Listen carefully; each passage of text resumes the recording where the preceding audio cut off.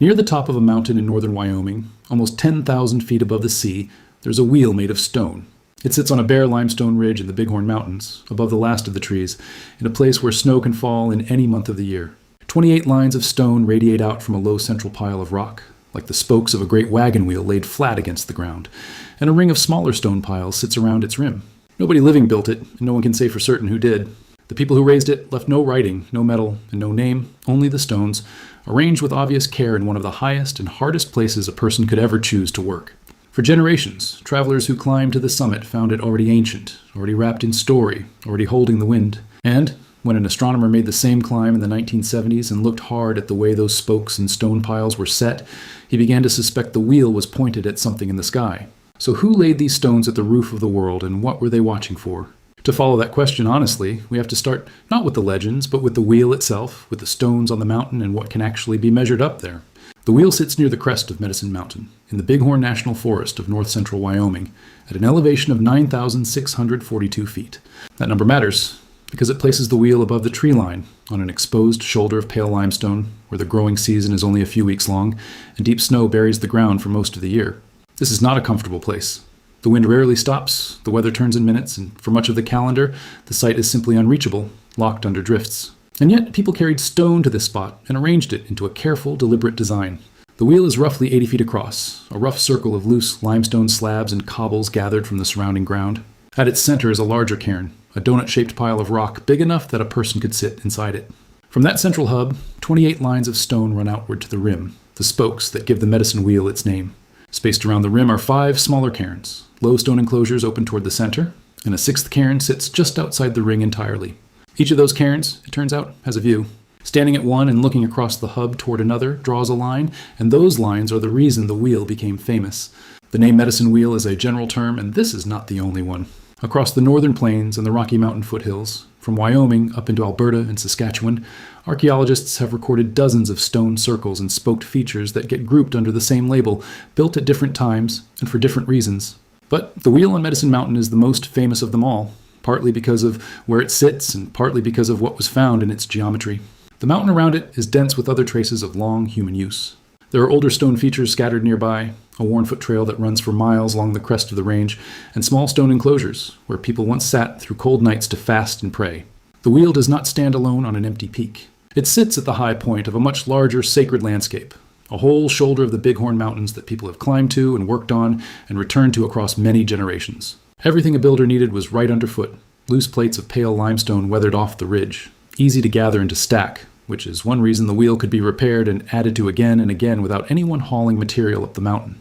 Dating the wheel precisely has proven difficult, and the honest answer is that we do not have a single firm construction date. Archaeologists describe it as a composite feature, something built up and modified over several centuries rather than laid down all at once. A fragment of wood from the site produced a tentative tree ring date near the year 1760. Pottery fragments and radiocarbon results point to people using the mountain across a much wider window, from roughly the year 900 to around 1800.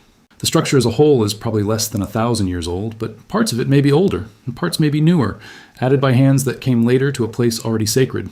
Some of the ceramics found nearby have been identified with the Shoshone and with the Crow, tying the site to peoples who are still here. So the physical facts are these: a large stone wheel, 28 spokes, a central hub, and a ring of cairns, set at nearly 10,000 feet on a wind-scoured mountain, built and rebuilt over centuries by people who left no other record. Every summer, as the snowbank on the ridge finally melts back, the wheel emerges from under it exactly as it was left, the stones holding their places against the mountain. That alone would be remarkable. What an astronomer noticed about those stones is what turned it into a mystery. If you enjoy slow documentaries that take a single strange place and work through it carefully, with real sources and real respect for the people it belongs to, consider subscribing, because it genuinely helps these longer videos find the people who like them. Because when the astronomer John Eddy climbed the mountain and surveyed the cairns, he found that the wheel seemed to be built around the movement of the sun. In the early 1970s, Eddy, a solar astronomer, carried survey instruments up Medicine Mountain and measured the sight lines between the cairns, and in the year 1974, he published what he found in the journal Science. The central result was clean and hard to dismiss. A line running from the cairn just outside the wheel across the central hub points to the place on the horizon where the sun rises on the morning of the summer solstice, the longest day of the year. Another sight line, drawn between 2 of the other cairns, points to where the sun sets on that same solstice evening. On the 1 or 2 days of the year, when the sun reaches its northern limit, an observer standing at the right stone would see it break the horizon directly over the far cairn. It is the same principle that draws crowds to Stonehenge on midsummer morning, an ocean away and built far earlier, and here it was, worked into loose rock at the roof of the Rockies. But Eddy did not stop at the sun. He noticed that 3 more of the cairns seemed to line up, one after another, through the short mountain summer, with the first dawn appearances of 3 of the brightest stars in the sky.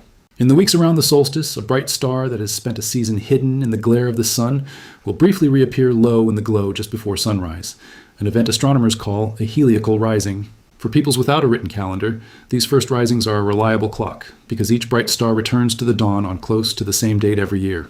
If you know which star to watch and where it will break the horizon, the sky itself tells you how far the season has turned. That is exactly the kind of knowledge a summer marker on a high mountain would be useful for. Eddy proposed that cairns on the wheel mark the summer risings of Aldebaran, the red eye of Taurus, then Rigel in the foot of Orion, and then Sirius, the brightest star of all. Read together. The sun line and the star lines suggested a device for tracking the height of summer and the passing of its weeks, a calendar in stone, set on a mountain that is only free of snow during the very weeks it seems designed to measure. The idea that people without writing or metal had built a working solar and stellar observatory at nearly 10,000 feet was electric, and it made the Bighorn medicine wheel famous around the world. So the wheel appears to watch the sky. And this is exactly the point where an honest documentary has to slow down and push back on its own best story. Because the moment a claim like this becomes exciting, it deserves the hardest look. And archaeoastronomy is a field where it is very easy to fool yourself. Start with the strongest part. The summer solstice sunrise line is genuinely convincing, because the solstice is a real fixed event, the alignment is close, and a sunrise marker is one of the simplest and most common things ancient people around the world actually built. That one has held up well. The star alignments are a different matter. Consider the problem.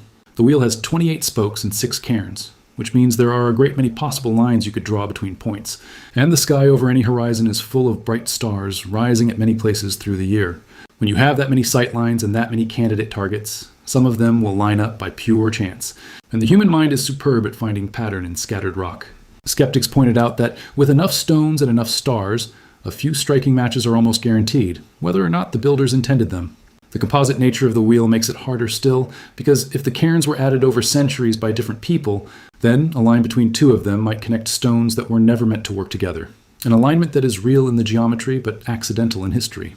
And the loose dating means we cannot even be sure which sky precisely the builders would have seen, since the stars shift their rising points slowly over the centuries. Later researchers proposed still more alignments to still more stars, which sounds like confirmation, but actually cuts the other way, because the easier it is to find a new alignment, the less any single one proves. An alignment you go looking for is an easy thing to find. What remains, when the doubts are given their due, is a strong case for the solstice and a genuinely open question about the stars. And through all of it, one number keeps returning. Because the number is 28, and that is where the mountain and the sky connect to the people. Medicine Mountain is not a ruin. It is a living sacred place, and it has been for a very long time. 8 or more nations regard the site as holy and use it today, among them the Crow, the Cheyenne, the Arapaho, the Shoshone, the Bannock, the Blackfeet, the Plains Cree, the Kootenai-Salish, and the Sioux. To these nations, the mountain is a place of prayer, fasting, and vision, part of a living history and identity rather than a curiosity from a vanished past. The Crow, whose country lies just to the north, have long carried stories tied to the mountain, and one Crow tradition connects the wheel to a boy sometimes called Burnt Face, who went up to fast and seek a vision and left the stones behind. When early travelers asked the Crow who had made the wheel, the answer that came back, in more than one telling, was that it was built by people who came before them, already old when their own grandfathers first saw it. That is the honest state of the memory. The wheel is claimed and cared for, but its origin sits just beyond the edge of anyone's account. And when you look at how some of those peoples build their most sacred structure, the number on the wheel stops feeling like an accident. Across the northern plains, the great summer ceremony many nations hold is the sun dance, and its lodge is traditionally raised as a ring of rafters running from a central sacred pole out to a circle of posts, in many traditions, 28 of them. 28 is also the number of days in a lunar month, the cycle of the moon from full to full. The same 28 radiating lines appear in the ceremonial lodge built on the plains and in the wheel of stone laid on the mountain. Set them side by side and the parallels line up point for point. The central cairn stands where the sacred center pole stands. The 28 spokes match the 28 rafters. The round form of the wheel matches the round form of the lodge. And the summer timing of the solstice matches the summer timing of the ceremony, held in the same brief, warm season when the mountain is finally clear of snow. None of that proves the Bighorn wheel was a sun dance lodge in stone, and it would be wrong to say that it was. The number 28 could have arrived at the wheel and at the lodge independently, drawn from the same sky that everyone shares. But the echo is hard to ignore. The obvious objection is worth answering plainly. Why would a ceremony on the plains and a structure on a remote mountain carry the same shape and the same number? And the honest answer is that these are related peoples who shared a ceremonial world across the northern plains and the Rockies for many centuries, moving along the very trails that climb Medicine Mountain, carrying their ideas, their calendars, and their sacred numbers with them. A shape can travel. Today, that living connection is visible on the site itself, in the cloth offerings and prayer bundles tied to the rope fence that now rings the wheel, moving in the wind, left by people who come to pray at a shrine, not to visit a ruin. Some have tried to fold this place into far more speculative stories of lost races or visitors from the stars, but those ideas are not supported by the evidence, and they push aside the people whose mountain this actually is. None of the deepest questions here are fully closed, and on this particular mountain that is not a failure but a form of respect.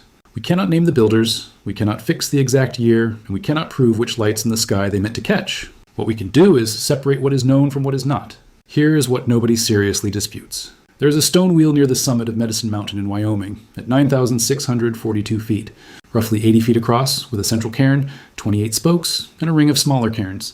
It was built and used over several centuries, most likely within the last 1,000 years, by ancestors of peoples who are still here. Many nations hold it sacred and pray there now, and at least one clear sightline across its stones marks the sunrise on the summer solstice. Those are the solid stones. Here's where the questions begin. We do not know who first laid the wheel, or exactly when, or how many hands shaped it across the centuries. We do not know whether the alignments to Aldebaran, Rigel, and Sirius were carefully intended, or whether they are patterns we have laid over the rock ourselves. And we do not know everything the wheel was for, because it was never only one thing, and because its meaning belongs to living traditions that are not obliged to explain themselves to us. To protect it, the site was named a National Historic Landmark. And in 1996, a preservation plan set aside a wide consultation area around the mountain and gave the nations a real voice in how it is cared for. Visit Medicine Mountain in the short summer and you climb a track to a quiet, wind-blasted ridge. Where the wheel lies open to the sky, its stones exactly where they were left. Prayer cloths snapping on the fence, the whole Bighorn Basin falling away below. On the morning of the solstice, the sun still climbs over the outer cairn the way it has for centuries, and people are still there to watch it. History is rarely settled by a single site, and some sites are not ours to settle at all. It is assembled slowly, one careful survey, one honored tradition, one solstice sunrise at a time, and the wisest thing we can sometimes do is to measure what we can, and leave the rest in the hands of the people who never stopped keeping it. The Bighorn Medicine Wheel sits in that space, its stones real, its solstice line real, its meaning alive and still in use. The wheel is real. The alignment is real. The reverence is real. Thank you for climbing up to it with me. If you would like more of these, the kind that treat a place with both curiosity and respect, consider subscribing, because that is exactly what the next one does. Until then, a question worth sitting with. When do people build a wheel to hold the sun and the moon and the summer stars, and keep praying at it 1,000 years later? Is that a puzzle for us to solve, or a fire we were never meant to put out?